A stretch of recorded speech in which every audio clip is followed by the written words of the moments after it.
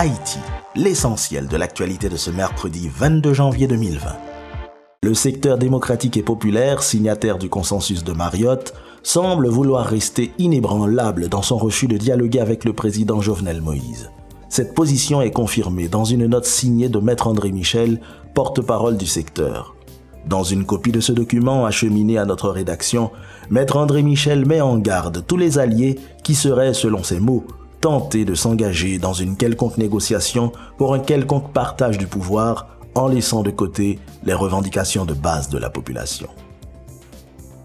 Selon une information confirmée par le ministère des Affaires étrangères et des Cultes, le ministre démissionnaire Bochit Edmond a participé le lundi 20 janvier à la 3e conférence ministérielle sur la lutte contre le terrorisme dans l'hémisphère.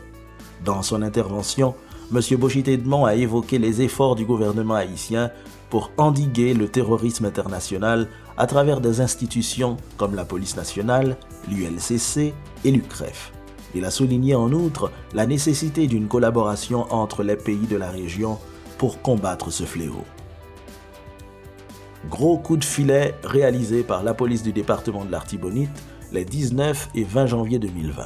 En effet, au cours de 2 opérations menées à Liancourt et à Saint-Michel-de-la-Talaye, des agents de la PNH ont procédé à l'arrestation d'une dizaine d'individus présumés membres du gang dénommé Grand Griffe. Ces individus sont en train d'être interrogés par les enquêteurs du commissariat de Saint-Marc et de la SDPJ selon ce que nous a informé la police nationale. Hier matin, aux environs de 6h45, une attaque armée perpétrée par des membres du gang de Grand Ravine contre des agents de l'UDMO positionnés en point fixe dans l'axe Martissan 5e avenue a fait 1 blessé dans le camp de la police nationale et 2 du côté des bandits.